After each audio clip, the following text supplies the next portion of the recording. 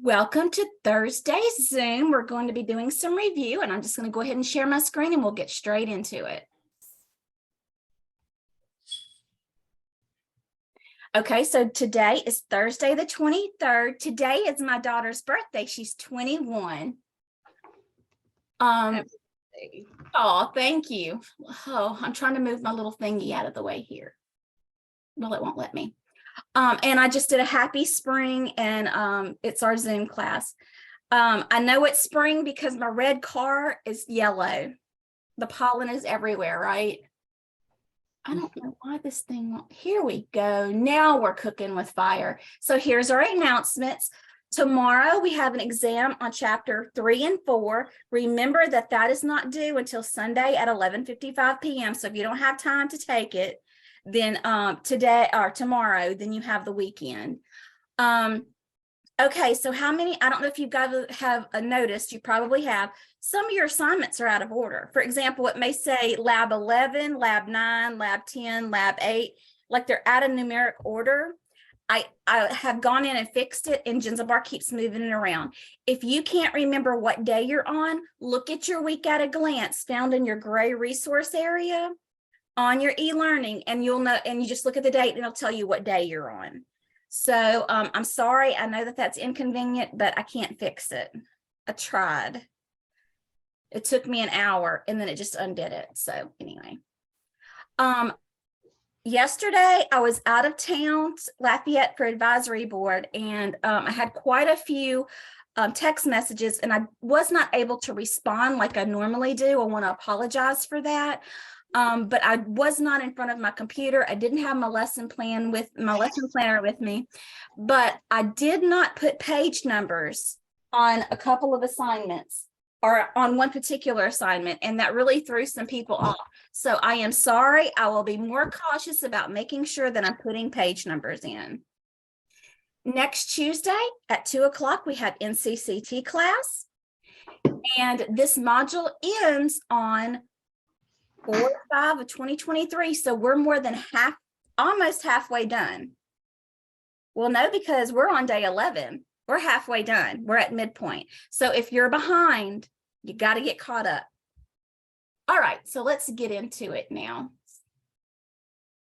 So this is chapter 3 review. There's 2 tests. There's going to be a chapter 3 test and a chapter 4 test. The way that my test builder works is it breaks every chapter down in one test, and then I just have to assign those chapters. So there's only 20 questions, 10 each test. So just be sure you take your time. Okay, so which of the following is used to describe the patient's freedom to determine when and how much medical information is released?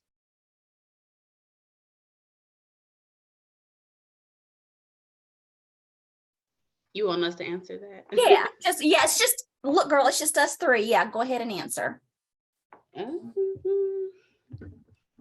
I mean, I wanted to say, can it be authorization? No, it's privacy. No? It is privacy. Privacy, okay.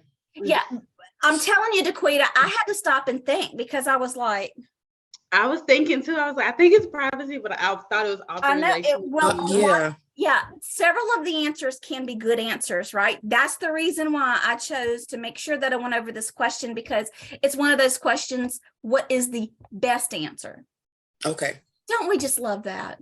Look, give me black and white. Don't make me, don't make me work that hard, right? So it is privacy. All right, to access the EHR, the employee must enter again, both of these are great answers. Login ID or password? Password. That's what we're looking for in this. We have to put a login ID almost every time and a password. Yeah. But for EHR systems, usually it's just a password. But in regular life, when I get in my computer every day, I have to put M. Gallagher as my login ID, and then I have to put my password, right? So, but for the EHR, it's just going to be a password. What of the following describes formal and enforceable rules of a community? Okay, stop and think about it. So what do know we that. have in our community that enforces rules? Laws. It's laws. We have police officers, right? Driving around in my little town of Ball. It's laws. And that's kind of how I think about that, because again, it's one of those questions where you're like, it's a little vague for me. But if you stop and you think about what do we have in our community that enforces rules, it's the law. I don't know how many, I think that's an old people way of saying the popo. Here comes the law. Do y'all's grandma say that? There's the law. Of course, my kids call them the popo. So, we all have a different name for each generation, I guess. Have you ever heard I'm gonna call the law on you? Mhm. So that will help you remember, right? What limits unauthorized viewing of a patient information while the user is away from his or her desk? Blank screen, password, or screensaver? Screensaver.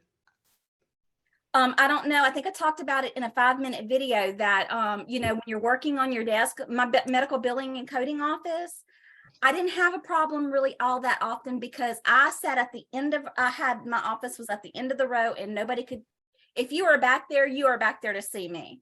If I wasn't back there, Okay. you didn't need to be back there. But if you leave your desk to go to the restroom, just minimize your screen if you don't want to shut it down. So that way, no one can see the information.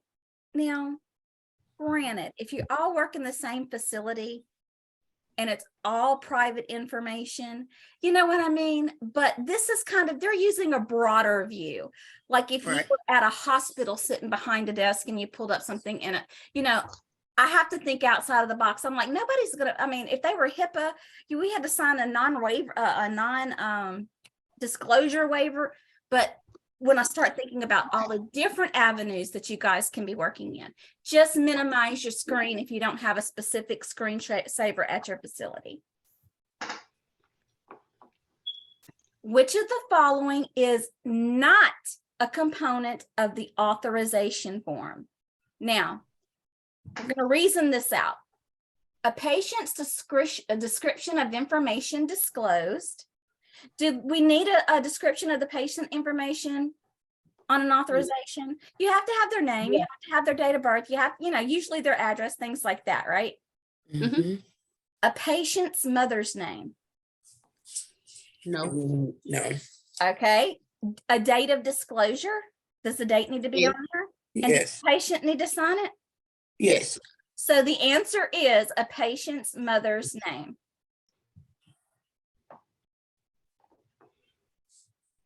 Okay, what should a strong password contain? We should all know this because how many times do you make an account and you do a password and it says not good enough, not good enough.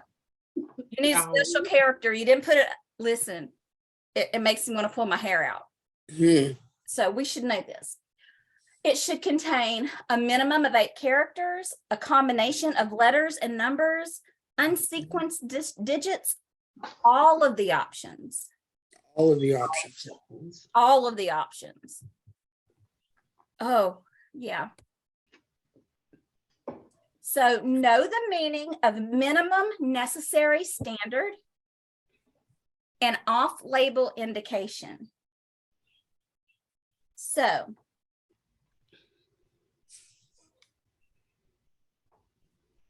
I'm going to give you an example of a question with off-label indication. I didn't put it on here. I'm just going to read it.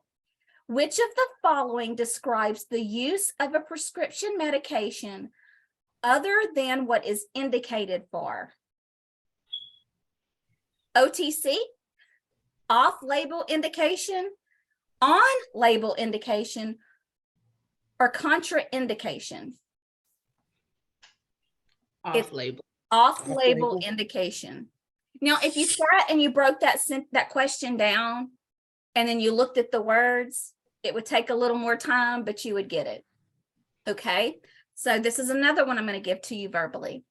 Which privacy standard stipulates that when a covered entity makes an allowed disclosure, it should include only the minimum necessary amount of information to accomplish the task.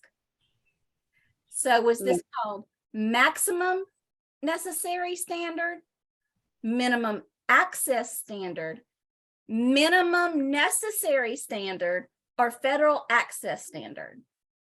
Minimum Minimum necessary. necessary. It actually says it in the question, right? Right. Okay. So that is chapter 3. So for chapter 4, you just have to know the meaning and the functions of these things. Know what double booking is. Know what encryption technology is. Know what the functions of a fax machine is. Do we use fax machines anymore? Not a lot, but sometimes. Now they use the printers to fax, right? Mhm. Yep. Know what a purge is and kind of the rules of purge, and what undisclosed recipients are. That's to do with mail. That's 1, 2, 3, 4, 5. That's not a problem for y'all. Now, we're going to talk about the role of a front office medical assistant or a front office assistant, because there were a couple of questions on the test that are about the role of a front office assistant. Okay, let's try again.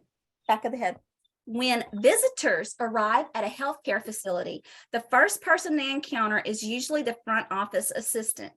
Their first impression can be created by that encounter, and we want that impression to be a positive one. The front office assistant, often a medical assistant, must have an exceptional attitude towards patients, providers, and staff, along with the many skills to accomplish the many and varied tasks required for this position. We have all been patients at a medical office where the staff members treat patients like unwelcome interruptions rather than valued healthcare, and I'm going to say the word, customers. Have we ever heard of customer service? If you've ever worked retail, customer service is first and foremost, right? Mhm. Just because it's a medical facility does not mean that that's not your customer. Who's paying you? That patient. So they're your customer, right? Right. Perhaps some of us have worked in an environment where the staff members pass the time by making fun of patients behind their backs rather than figuring out ways to make an often distressing experience more pleasant. Fortunately, such offices are rare. However, it takes just one person with a poor attitude and a strong personality to taint the atmosphere for everyone else. Patients pick up on such attitudes, and many of them are dissatisfied customers, and they do not return. I'm going to ask y'all a question. How many times have you called a doctor's office to make an appointment and you did not like the person that talked to you on the phone, and so you did not go to that appointment? Yeah. I haven't had that happen to me yet. Great. Well, I've had that happen quite a bit for me. I literally went to the doctor's office yesterday, and it really ticked me off because when I got there, well, no, I take it back. Day before yesterday, I missed my appointment. I set up over the phone. I called yesterday to reschedule that appointment. They didn't even have the original appointment on schedule. So when I went to the doctor's office yesterday, I don't know if it's just here or if it's everywhere. I can't even get in for a prenatal initial visit. Oh my goodness. Everything is booked. I called the hospital. I made an appointment. It's not until next month. So I called primary, which is one of the clinics here. And when I went to the office yesterday, there was only one doctor there. So the lady was like, I don't mind signing you in. She was like, but there's going to be a wait. That was at almost 2:00. So I was like, well, I'll be out of here by 3. I have 2 other kids that I have to, get home and make I sure can already tell you the answer to that. they're at home. She was like, well, I'm not sure. I was like, you know what? Don't worry about it. I'll keep my appointment at the hospital. I'm going back home. I was really ticked off. Like, you have enough people there. I used to do this when I worked at Walgreens. Call the patient if you have someone there to let them know ahead of time that, hey, there's only one doctor here. Do you want to reschedule your appointment or do you want to keep your appointment? What is so hard about that? Well, I'm going to answer your question, because the doctor, irregardless if there's just one doctor there, you have to stop and think about it. Is Walmart going to tell everybody at the door, we only have one cashier, so you may want to not. Right. So Right. you have to think about it like that. And so it's hard being on your side of things, on the patient side. When you get into a doctor's office and you're working on the back side of that, you're going to see Yeah. so many reasons why they do what they do. And before we move on to the slide I have up here, I'll just share, recently it took me a month and a half to get in to see my primary. And so I took the afternoon off, went to go get in my vehicle, and it had a flat tire. Oh, wow. So it was my son's truck. He had taken my car. Anyway, he ran over a nail or something. Anyway, that's beside the point. But I came back in to call my physician's office, and it still had, they were out to lunch recording. I called all afternoon. I've done that too. Yeah. And so and of course I haven't called back because I want to say, I'm waiting for them to send me a bill for a no-show so that I can call and say, I tried to call you, but guess what? Exactly. So just be aware of the things that aggravate you as a patient. If you're a front office medical assistant, or you're working anywhere where you're going to deal with patients or answer the phone, remember the things that you don't like whenever you're speaking with a medical healthcare professional, and adjust those things in your own attitude so that, people can be pleased. You being the first point of contact for your physician, that means you're the person who gets them in the door to see the doctor, to get billed, to get paid. Yep. So I always say customer service has to be on point. Okay, so staff members must be ready to help with anything the physician asks of them within the bounds of ethics, law, and common sense. Primary front office duties usually include greeting the patients on the phone and in person, creating the patient record and managing the electronic health record for the patient, generating patient letters and other correspondence, maintaining the schedule, providing patients with registration forms and other required documents, such as your notice of privacy practices. Do you guys remember, I think it was either last week or the week before, we talked about scope of practice. So some of my students, some of your classmates may have already taken the medical assistant class, and now they're taking the front office portion and billing and coding portion for the medical office. Their scope of practice is going to be different than yours. But if I took a job as a receptionist at a medical office tomorrow, I am not qualified to take blood pressure, to do vital signs, to do any of those things. It is out of my scope of practice. I am not trained properly for that.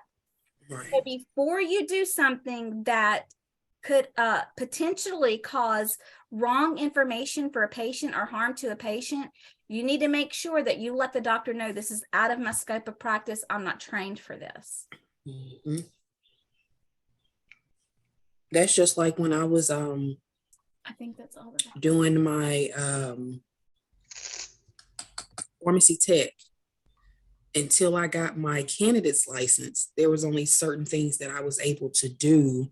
And it was funny because some pharmacists, they may let you do certain things that you may not are supposed to do, but there are other things. Like there was one pharmacist, me and her just did not get along. She wouldn't let me do anything. She was quick to turn off computers and all of that, but the main pharmacist, I'm not going to say he didn't care, but he gave me more room to practice and know what I was doing until I got my candidate's license. So it was like working with him. I love working with him. I would go work for him freedom again. to grow within your profession. Yes. So, but that's a scary place to be, with you're fooling with people's pills. I don't want anything to do with that. Yes. I don't want Yes. anything to do with that. You guys can stick around for just a minute, but I'm going to end the class for the recording, and then we can talk some more. Have a good day, guys, and I will talk to you later.